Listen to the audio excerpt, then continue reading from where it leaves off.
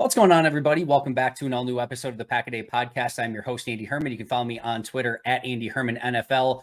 I am overjoyed to be joined by, honestly, truly, one of my favorite all-time players in the NFL. He was a 2016 first-team All-Pro, a two-time second-team All-Pro, a four-time Pro Bowler, an NFL Players Association all-decade team member, a Super Bowl champion, all of that after being an undrafted free agent in 2011, played for the Broncos, Chargers, and Saints, and now to cap it all off, he's a Pack-A-Day Podcast guest. My guest is the one and only Chris Harris Jr. You can follow him on Twitter at Chris Harris Jr. You can also find him on the Believe Network on the Let's Ride podcast. Chris, I know that's an intro, but how the heck are you doing? I'm doing great, man. Thanks for having me, and it's been fun, man. Just being able to watch and spectate a little bit after playing 12 years. So it's been a nice little rest for me. How is it being on the other side, going from, obviously the rigors of an NFL life to now maybe just getting to, kind of watch and critique a little bit more? Man, what people don't know about me is that I've been traveling playing sports AAU, since I was 7 years old, so I've been doing this for a long, long time. And to finally be able to get this rest and be able to spend more time with the kids and go to their games and coach them, that's been fun, man. So just finding different other ways, go golf and, finding different other ways to spend my time. And it's been fun. That's awesome, man. Good for you. You killed it in the NFL. Like I said, you were so freaking fun to watch, and just going through your journey from undrafted free agents, all the things you accomplished was absolutely incredible. So it was definitely fun to watch from afar. Want to talk obviously about this Packers Broncos matchup this upcoming weekend. I want to just start by asking you, what's the current state of this Broncos team? Because as an outsider, it obviously doesn't look great. You allow 70 to the Dolphins, the Sean Payton era off to a little bit of a rocky start. You've got the weird comments about Nathaniel Hackett. The Jets come in and get the win against them in sort of a little bit of a sort of revenge game, if you will. Obviously the defense had that 70-point game. The offense doesn't seem to be clicking on all cylinders. Randy Gregory's already gone. There's rumors of Jerry Jeudy and Cortland Sutton being traded away. The optics on the outside aren't great. What are you seeing more from your side of things? Yeah. Of course, when you're losing in Denver, everybody, the whole world is ending. That's how it is in Denver. It's a football town, and even though we got the Nuggets balling, and we got the Colorado coming along now, with Deion's bringing. Now Broncos is kind of like on the shelf now, because we haven't been good, we haven't tasted the playoffs since our Super Bowl, so it's been a long time. So right now, I would say Coach Payton is going through a little humbling experience. Dolphins hang 70. I think they give up 100 points in 2 games. And then last week, the offense has been improving, but last Thursday night, they just took a huge step back, in the offensive game. We've had the inconsistency on the defensive side. So hopefully now with the younger guys knowing that it's their game now. It's their spot to lose. Randy Gregory's gone. Frank Clark is gone. Now let's see what these edge rushers can do. But right now it's panic mode. They haven't won a home game all season. So that's why I'm picking them to win this game, just because we got to win a home game sooner or later, right? Yeah. We lose this game, it's going to look real bad on Coach Payton. It's funny because I've been trying to talk, a little bit from a Packers side of things of how usually in these situations against a team like this that's struggling, you look at a Green Bay team with Brett Favre, Aaron Rodgers, and you just put the W next to it. And now, exactly like you're saying, teams are looking at Green Bay and saying like, all right, this is a get right game for us, for the Broncos in this situation, being like, all right, we need to get this win against the Packers team that is also not playing their best brand of football right now. So it is an interesting dynamic. And this game, from a Packers standpoint, does scare me a little bit. The Packers don't usually play well just historically in Denver. Obviously, you have the altitude to deal with a little bit. They're coming off a long, a bye week. They've only had one game in like the last 26 days or something like that crazy. It's going to be an interesting matchup. Looking at this offensively from a Broncos standpoint, it does seem like Russell Wilson is playing a little bit better than what he was a season ago. You've got the fun undrafted free agent rookie running back in Jaleel McLaughlin. We mentioned those wide receivers earlier that could potentially be traded in Sutton and Jeudy, but they're still two very talented players. Garrett Bowles locking down the left side of the offensive line. What do you see from an offensive standpoint that could potentially give Green Bay some trouble in this game? Definitely. There's a guy also, Marvin Mims. He's been the Yeah. big play threat. But he, for some reason, he hasn't getting a lot of snaps. He's playing from like 7 to 15 plays, and I think he Coach Payton's take a lot of criticism on that. So I can see him being able to make a big impact this game. Also trying to get Judy more involved. Seeing we know that Jair and Douglas are on the outside. I can't remember who the nickel was for the Packers, but he's going to have to deal with Judy, Yep. and they've been trying to figure out ways to get Judy more involved, right? Cortland, I would say Cortland's been up and down. He's had a few drops, but he's still a red zone threat, right? He's the guy that Russell's been looking for in the red zone, which if you can put him and size him up with a Alexander, he is a bigger body. So that could raise a matchup problem. The running game has been solid, right? But they haven't been able to maintain the running game because the third downs, they've been so bad, not being able to convert. That's how you get your running game going. You got to convert third downs. Broncos haven't been able to do that all season, so they can't keep the running game in a consistent basis. So those are some things right there that the Packers can be looking for. As a Packer fan, I think they should wait to unleash Marvin Mims until week 8. Definitely don't do it this week. Give it one more week. Keyshawn Nixon, the slot corner, who has had some struggles in coverage, that could definitely be a matchup for Jerry Jeudy that he could take advantage of. Maybe they spam him a little bit, either to get him going or maybe to increase that trade value a little bit as well. That will be an interesting matchup. I want to go to the defensive side of the ball, but before we get there, I have to ask you, because you obviously all pro corner. There are two of the best corners in this game, in my opinion, in the game today, in Patrick Surtain and in Jair Alexander. Just from afar, what is your view of these two corners? Yeah. Oh man, they're two completely opposites, Yeah. right? You got Jair, he kind of reminds me of how I played, scrappy, great ball skills, very quick, sticky in coverage, right? I would probably say I was a little bit more playing the run more and being able to blitz more, playing in the inside, just being more versatile. I would say I have more versatility than Jair, but he reminds me of how I played, his cover skills. And Surtain, he's a guy that's great size, 6'1" corner, long, like the prototype corner that you're looking for in the draft. You're looking for Surtains, right? Big corners to match these big receivers. But also now, the small corners are great value now, right? A lot of times these big corners can't stick with a Tyreek Hill. No. Right. And you need a smaller guy too. And also I love Douglas's game.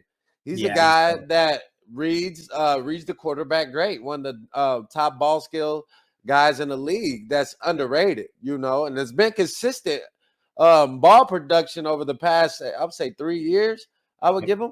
So he's a guy I love his game too. So I definitely put Packers up there. They should always have a top 5 secondary with those two corners. I'm so glad you brought that up. He's having a phenomenal season. He's been my favorite Packer to watch this year. And you can tell he's holding players accountable just on the, this is a very young team. He's not afraid to call players out when they do something wrong. And this team needs that right now. And obviously he's playing at a high level himself.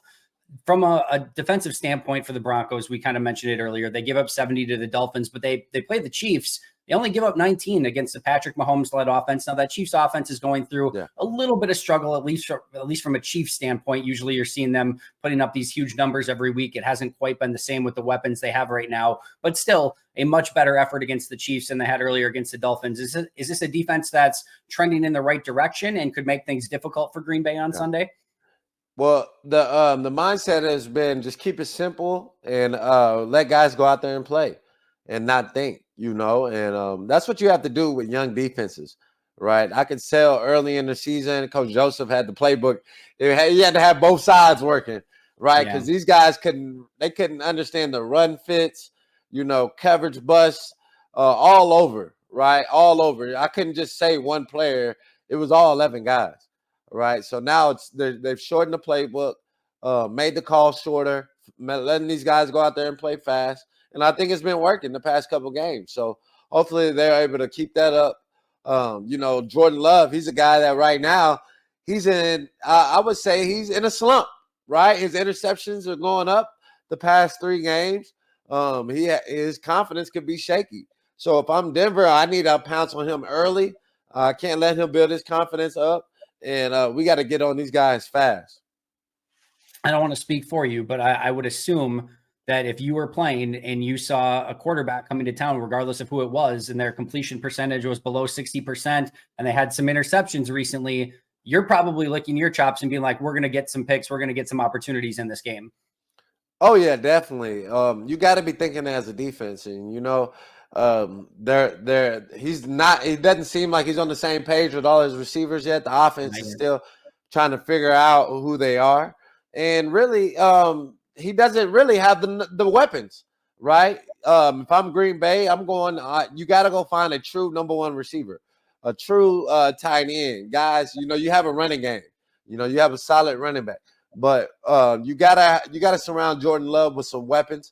Aaron Rodgers wasn't out there with just cupcake receivers, right? He had Jordy Nelson, Jones, even who was the receivers even before those guys? Greg Jennings, Donald Driver, Jennings, Adams, Driver, he always had receivers.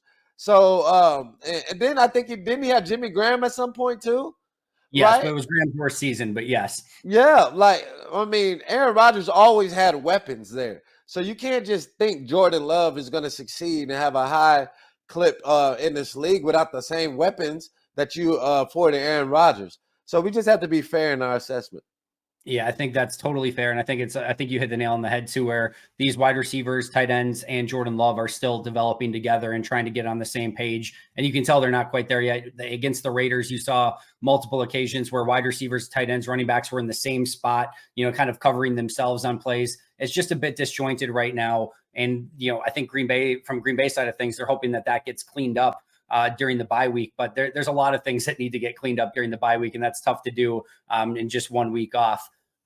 We talked about some of the key players in this game already, Jerry Jeudy, being one at the onset, but anyone else in this game from a Broncos standpoint that you think is going to be a key to either Broncos success, or if they don't play well, maybe a Broncos failure in this game? Yeah.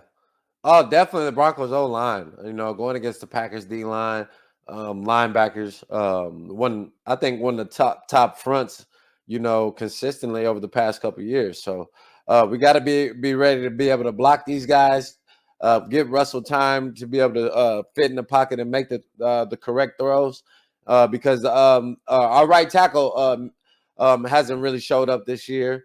Bowles has probably been our best, most consistent blocker, this year. So our tackles definitely got to be able to play great. We need the O-line to be able to open up some runs, keep the team balanced, especially versus Green Bay Packer front. Have Wisconsin Whitewater's own Quinn Miners on that offensive line as well, which is a fun player to watch. All right, let me ask you this. The Broncos will lose this game if what?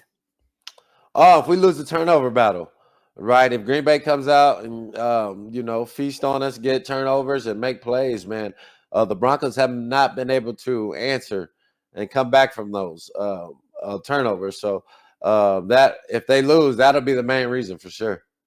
And the Broncos on the flip side will win this game if what? Man, if Russell can get the big plays going again, right? When he was having success, he was able to drive the ball down the field.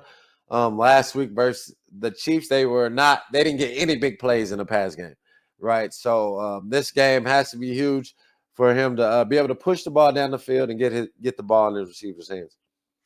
As a former player, I'm sure you can appreciate some of the individual matchups and intricacies of the game. Outside of some of the key matchups, just as maybe more of a fan of the game, what are maybe some matchups, or what will you be watching closely in this game? Oh man, definitely. I'll be looking at Cortland and Jair and definitely Green Bay's defense, seeing how our receivers are able to get open, because we haven't been able to get open really too much. It's not all on Russ. Guys got to get open. O-line got to block, and it's a team game and a passing game. So everybody wants to put all the blame on Russ, but that's the matchup I'm looking at, seeing if these guys can get open to be able to allow Russ to make those quality throws, and that's the matchup of the game. Because if Green Bay's defense plays solid, come out and force turnovers, man, it's gonna be a long day for Denver. I'm really interested to see how they do match up, and if they do specifically do matchups in this game with wide receivers, because it would seem you would want to try to get Rasul Douglas on Cortland Sutton as much as possible, a little bit more of a physical corner against more of a physical wide receiver, Jair on Judy as much as possible, and then kind of make do with Marvin Mims or Brandon Johnson, whoever else is out there. But they haven't really done that too much. They've kind of let Jair stay on his side, Rasul stay on his side, and Keyshawn in the slot. I'm wondering if on some obvious passing downs, maybe they have guys travel a little bit more and kind of match up with those specific players. Obviously, they play a ton of zone. So if you're in zone, it only matters so much anyway, especially with how much motion teams are using. But I'm with you. I think if we do get some of those matchups, Rasul versus Cortland, Jair versus Judy, and even just in general, all of those matchups. You mentioned earlier the Sutton Jair matchup. Jair has struggled at times with some of the bigger, more physical wide receivers just because of his stature. Yeah. All of those are going to be really fun matchups. And if Marvin Mims does get more playing time, he just adds even more juice to that wide receiver group. Right. Yeah, it's gonna be these are I'm thinking it's like 21-18. I got Denver winning just because like I said, we have not won a home game, right?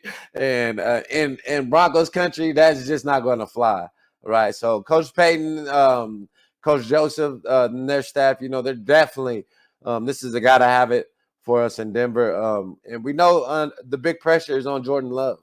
Right, he's under a lot of pressure to win this game, to replace a Hall of Fame quarterback, right? And Green Bay, y'all used to winning too, right? So these are two historic winning franchises that are used to winning, and just are not. The Green Bay hadn't had the success this year so far, and same thing with Denver. So it's going to be a huge game. I do think this is a really interesting fork in the road game for both teams where the Broncos are, I'm sure, looking at it of like, all right, we're 1-5 at this point. And if you lose to Green Bay at home and lose another home game, man, things just continue to go off the rails. For Green Bay, they're 2-3 only, but a loss to Denver, again, a team that is 1-5 at this point, after coming off of a bye week, after a tough loss to the Raiders on the road, man, that causes their season to spiral a little bit. After starting a somewhat promising 2-1 to start the year, a loss to Detroit, a loss to the Raiders, a loss to the Broncos in subsequent games is going to feel a whole heck of a lot different. So, kind of as I mentioned earlier, I'm sure the Broncos are circling this game of being like, we got to get right against Green Bay. Green Bay's circling it. We got to get right against Denver. Only one of them can. Nobody wants a tie. So you got to have hopefully one of them gets the win. And it's going to be really interesting to see how it plays out, which team can maybe get back on track and which team really takes a big step backwards. All right, before I get you out here, one last question. Jerry Jeudy, I know you mentioned earlier the Packers need a number one wide receiver. Some people in Green Bay Nation are hoping that might be Jerry Jeudy. If the Green Bay Packers did somehow swing a trade for Jerry Jeudy before the deadline, what would they be getting in that wide receiver? Oh, man, he's a guy that he's very quick, fast, twitchy guy, very short area quickness. But I think he can take people deep. I think we just don't give him the opportunities to be able to do that, because he's proved it before that he can take people up top. But, Broncos usually use him mostly in the slot. He's usually working the option routes, working in the middle of the field. So if y'all need a guy that can move the chains, or a pure route runner, Judy's definitely your guy. I hope they don't trade him just because, Denver, we haven't had a lot of offensive weapons anyways in the past 7 years. So we need to keep all the weapons that we can, man. And he's still on a pretty good deal. He's still on a rookie deal. Next year, I think they have to pay him $12 million.